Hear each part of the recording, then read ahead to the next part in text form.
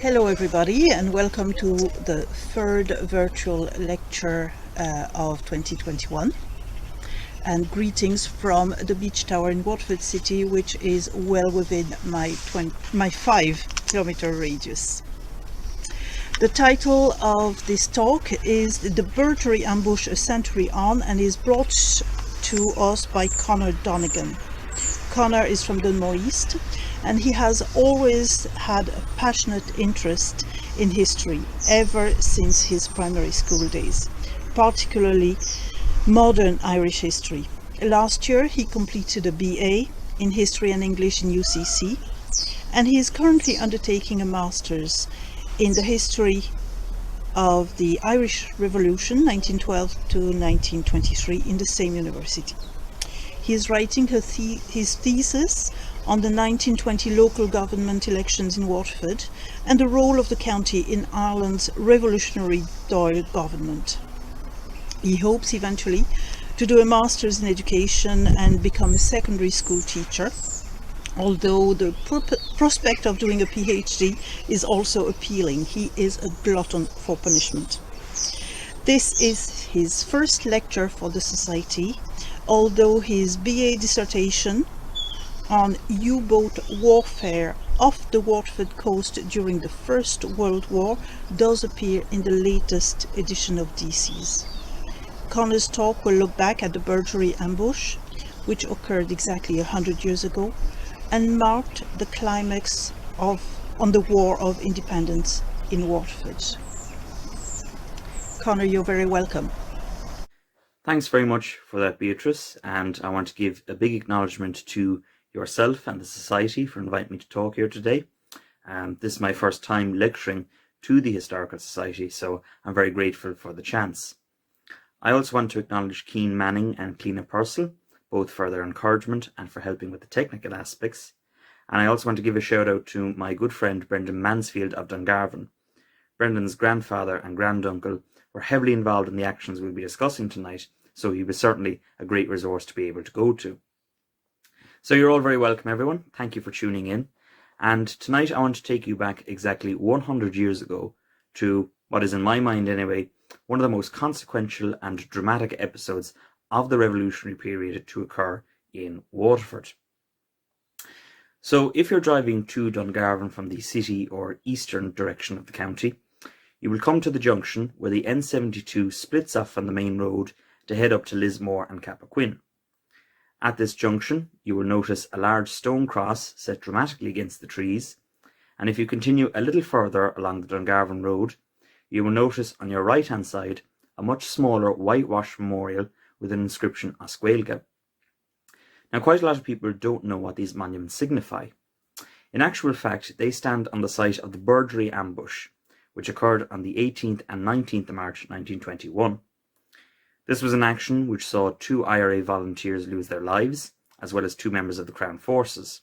It later resulted in severe repercussions for the civilian population of Dungarvan and Abbeyside. And to this day, it's an event which continues to evoke strong memories and feelings in the people of West Waterford. So, despite IRA officer Ernie O'Malley's charge that Waterford had not done much in the War of Independence, the 2.5-year conflict had a huge impact on the county, both in political terms and in terms of everyday life. This was probably even more so the case for West Waterford, which was more Republican than the East and City, which in general were more supportive of John Redmond and the Home Rule Party. I suppose when people think of the War of Independence and the period of the Black and Tans, they often picture large dramatic scale ambushes, such as the Kilmichael and Crossbarry ambushes down in West Cork. In actual fact, these were relatively rare events, and they were performed by a select few volunteers, known as an active service unit, or more popularly, the Flying Column. In reality, the majority of the IRA campaign was made up of much smaller scale events. For example, the trenching of roads, the disruption of the railways, disruption of the postal service, raids on RIC barracks, raids on the houses of the Ascendancy in order to acquire arms, attacks on individual members of the Crown Forces, and so on and so on.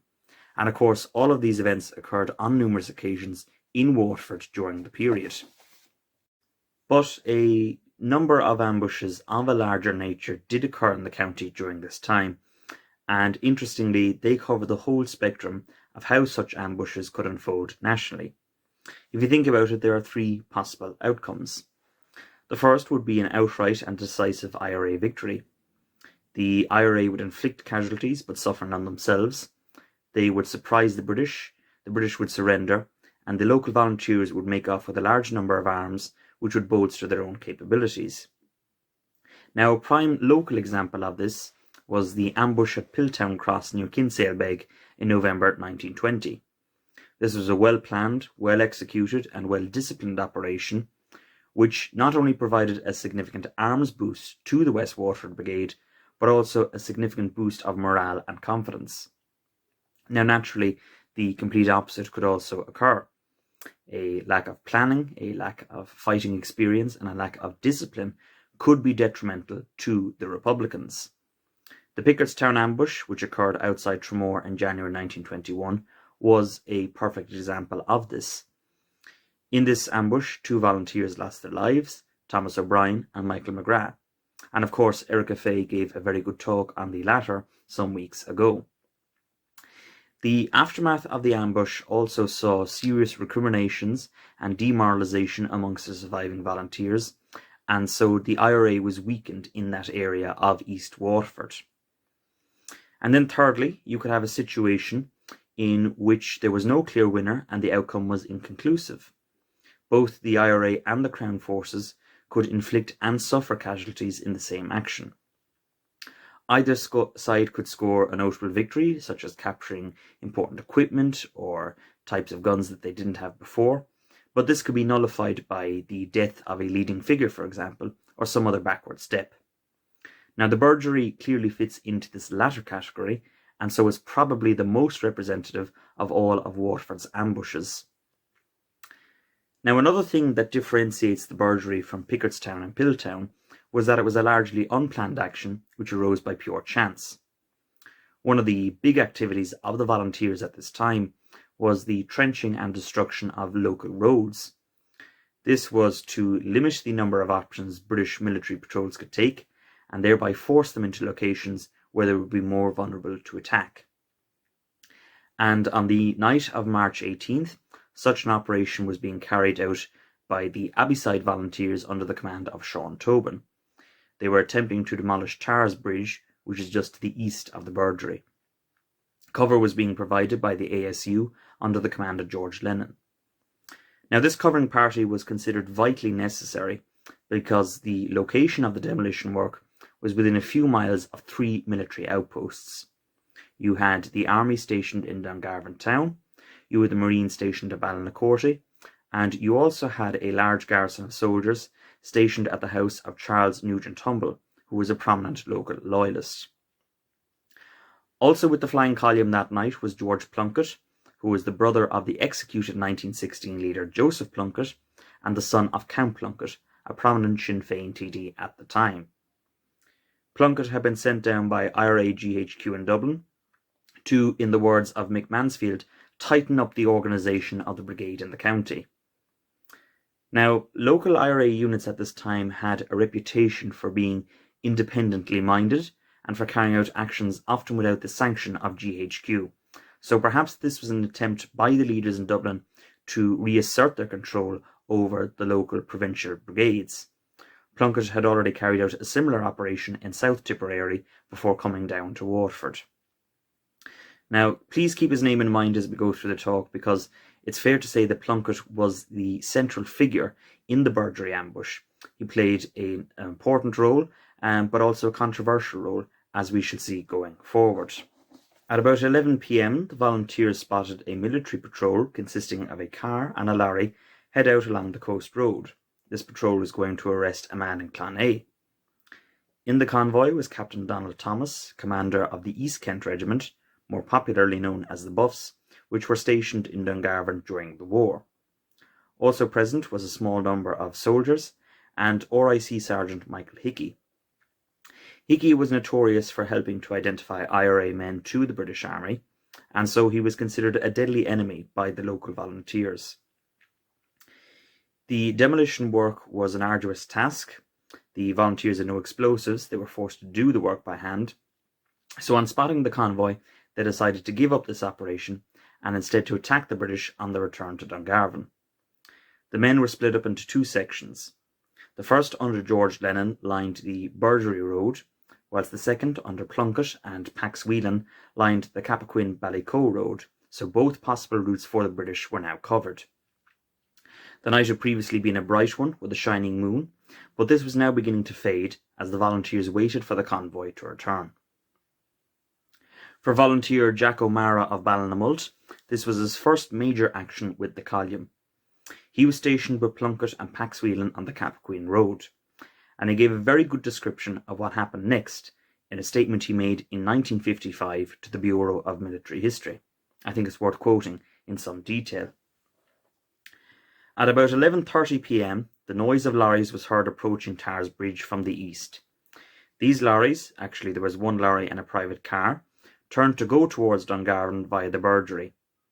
Next we heard a volley of shots from the Burgery and knew that our lads in that position had made contact with the enemy. Our party, under Mick Mansfield, Vice OC of the column, crossed the fields towards the Burgery. We got onto the roadway where we met George Plunkett, Pat Keating, Commandant of the Kilrossenty Battalion, and Mick Shallow of Dungarvan. The two latter were members of the column.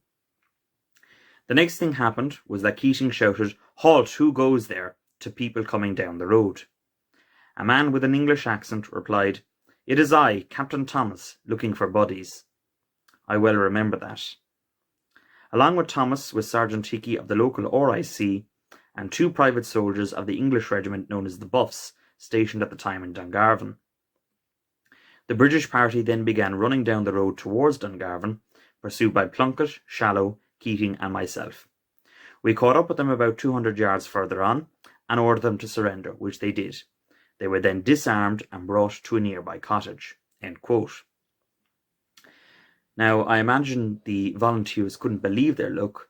Not only had they managed to capture Sergeant Hickey, but also the local army commander who had caused them so much grief down through the years. And I would guess that the temptation to summarily execute the both of them must have been very great. But here Plunkett stepped in and made his first controversial decision of the night. He searched Captain Thomas, took all papers off him, and then extracted a promise from him that he would not carry out any reprisals as a result of that night's actions, which of course Thomas was only too delighted to give. He then decided to release the captain.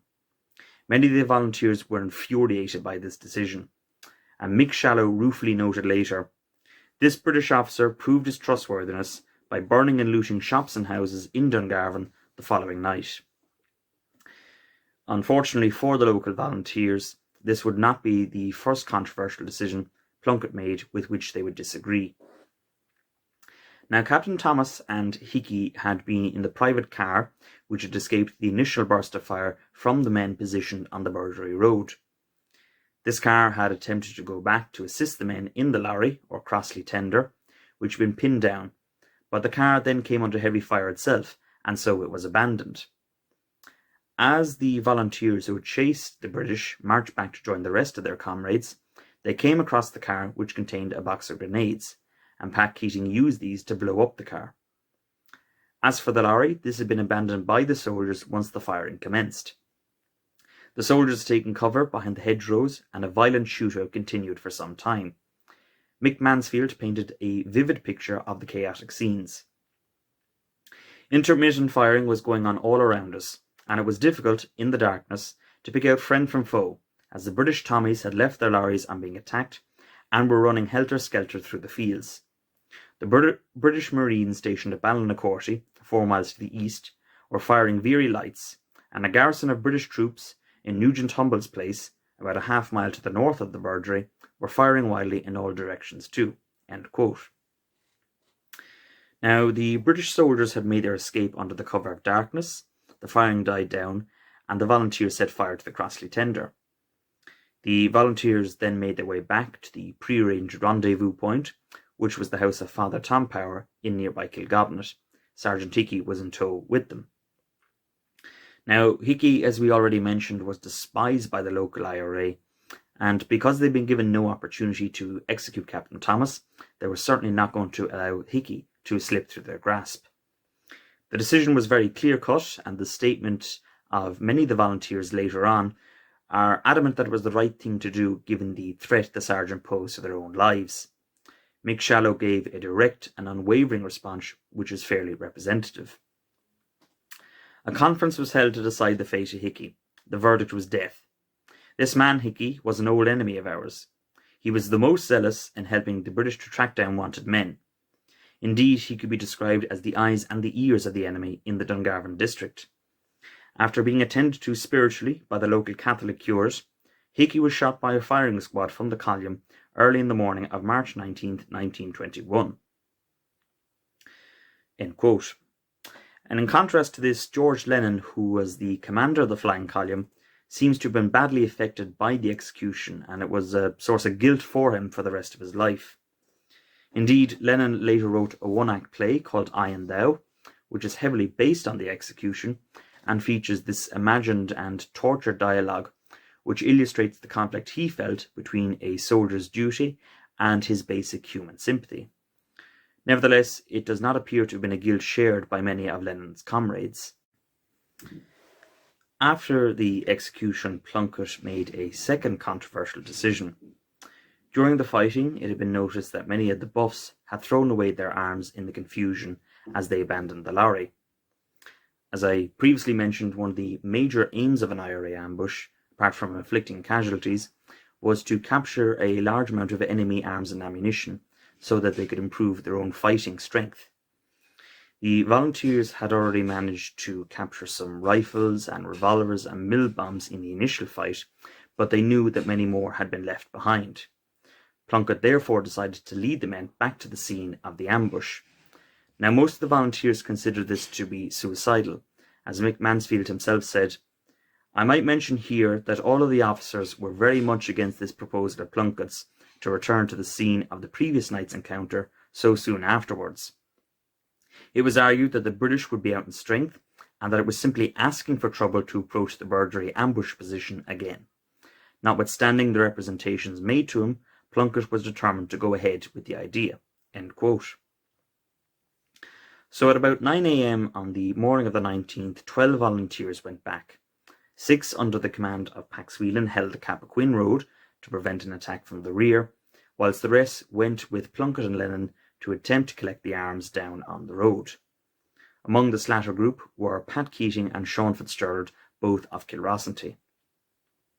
As the volunteers approached the road, they suddenly came under very heavy fire from the large concentration of British soldiers which had gathered at the site.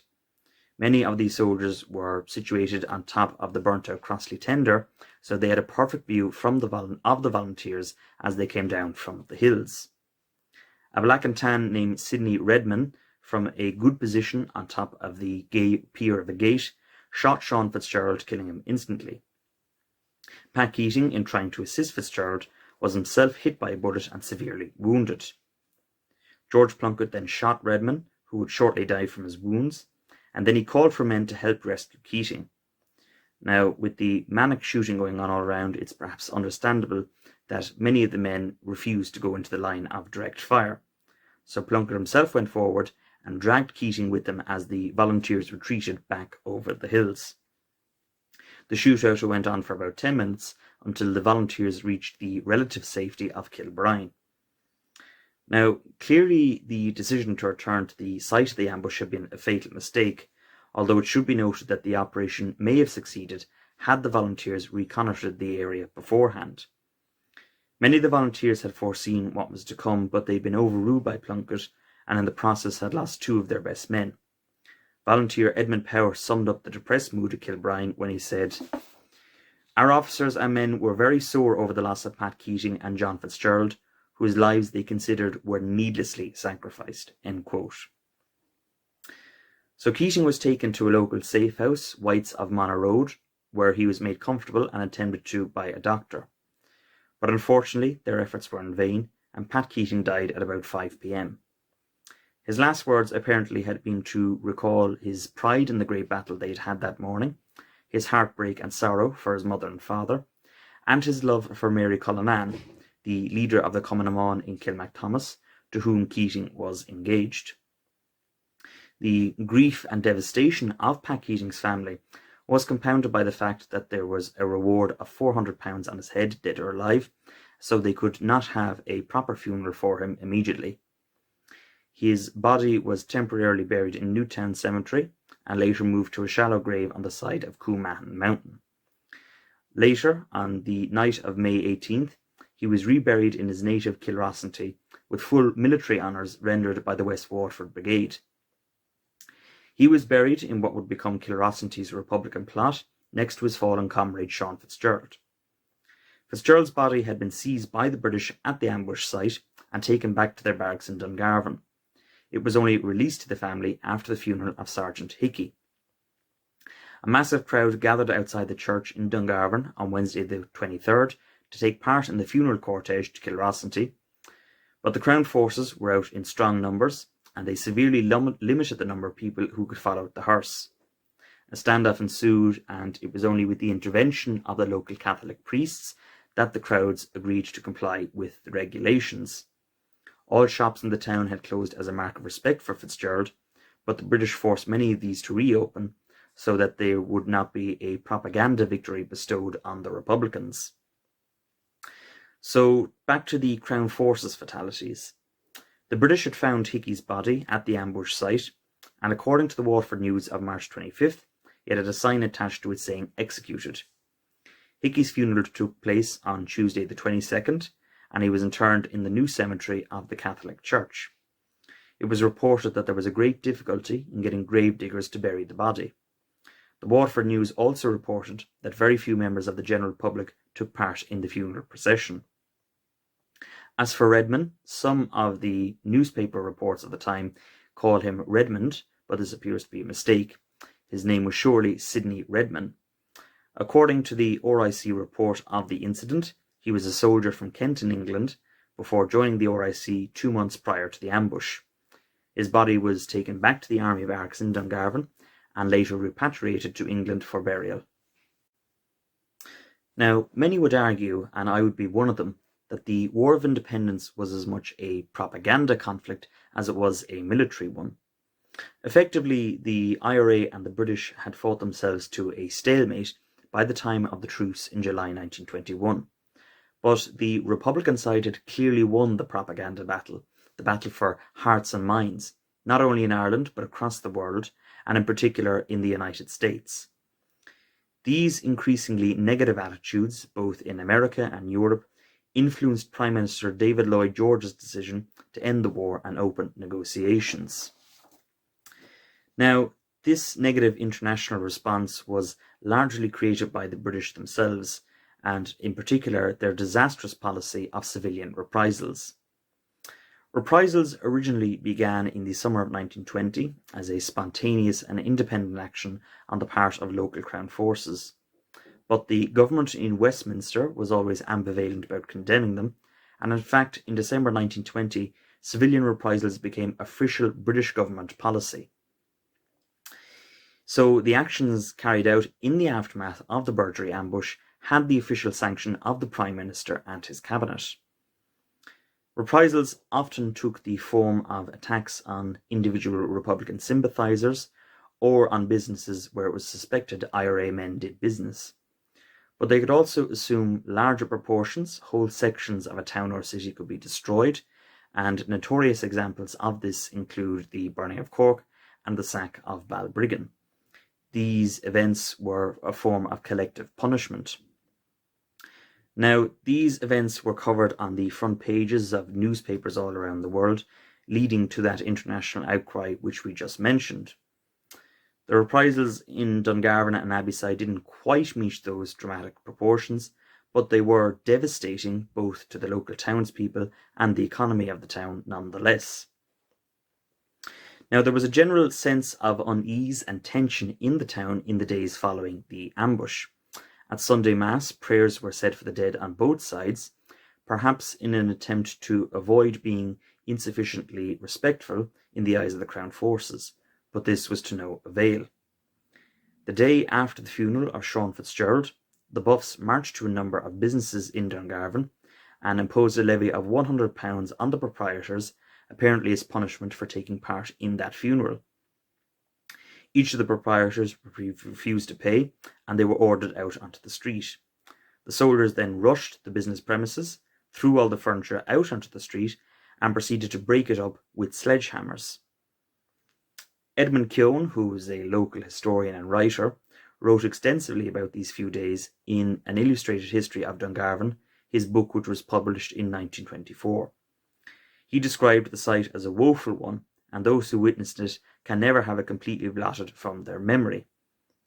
The businesses which he mentioned were in O'Connell, Bridge and St. Mary Streets. But unfortunately, these destructions were only the tip of the iceberg. On Good Friday, 2 military lorries left the barracks and sped out to the house of a Mrs. Dunlay in Abbeyside. Mrs. Dunlay was a widow living in the house with her 2 daughters. The officer in charge ordered the women out of the house, and the 20 or so soldiers present got to work on destroying the contents, smashing the slates off the roof, and even cutting down the fruit trees planted in the gardens. They also painted various slogans on the house, such as Remember Hickey and Redman and God Save the King, which you can clearly see in the photo now on your screen. Next, the military went to the cottage of Mrs. Morrissey. She was a widow living in a thatched cottage at the site of the ambush. Now, due to her proximity to the Burgery, the army assumed that she must have known something about the ambush, and because she had failed to inform the authorities, she was therefore a covert agent for the IRA. Mrs. Morrissey actually didn't know anything about the ambush, but this was a common feature of British reprisals. They were paranoid and believed that everyone around them was a Republican sympathiser. So again, with Mrs. Morrissey, the roof of her house was destroyed, all the contents of the house were smashed, and the poor widow was forced to seek accommodation with friends in the town, which was also the case for the Dunlays. The process was repeated at the business site of Mrs. English in Abbeyside. She was widely suspected to be an IRA sympathiser. Keown refers to these sites later on being visited by the local people, who were filled with horror with what they saw.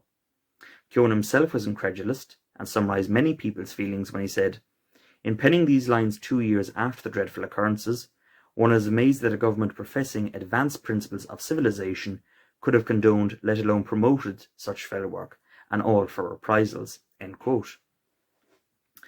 In the days afterwards, British troops continued to roam the town, smashing windows and painting slogans on every available wall. Popular choices included "Up the Black and Tans" and "To Hell with the IRA." Residents were warded off from removing the slogans under threat of being severely punished, so the provocation remained for some time. A curfew was also imposed on the town, and people were ordered to stay in their homes from 7 p.m. until daybreak the following day. On the 12th of April, there was another round of reprisals. The Strand Hotel in Abbeyside and the house of Mr. Fahey in Sexton Street were both burned down. And again, we return to Keown.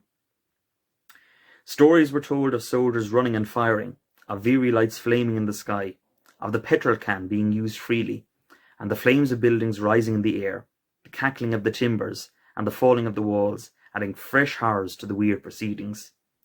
It was a night of terrible suffering, and its harrowing incidents will be told at the firesides of this peaceful suburb for many generations to come.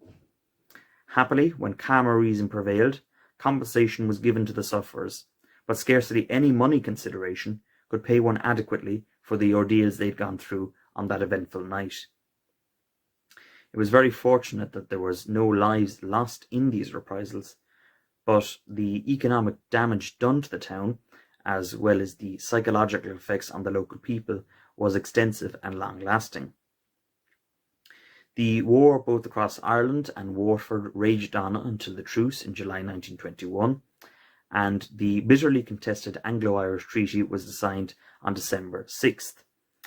The bitter civil war followed in July 1922, and arguably this conflict was more bloody and divisive than the preceding War of Independence. Dungarvan Castle was evacuated by the British on the 4th of March 1922 and handed over to the local IRA, their sworn enemy of less than a year before. Thus ended almost 8 centuries of British rule in Dungarvan and West Waterford. The memory of those fateful events in March and April 1921 remained with the people of West Waterford for many years afterwards and continue to do so today. The most visible reminders are the 2 monuments which we mentioned at the very beginning. The whitewashed Celtic cross commemorates Keating and Fitzgerald and stands next to where the gatepost at which Sidney Redmond was shot once stood. The newer monument at the junction with the N72 was built in 1975 and was unofficially unveiled the following year. So the next time you're passing that road at the Burgery, pause at those landmarks and reflect on the dramatic events which occurred over a century ago, and remember the sacrifices of our forefathers who came before us. Once again, my sincere thanks to everyone at the Society and everyone who helped me. I thank you also for watching. I hope you've enjoyed it. I hope you've learned something about our local history and that you've gained a new appreciation for those men who fought 100 years ago. Gur míle maith agaibh go léir, slán agus beannacht.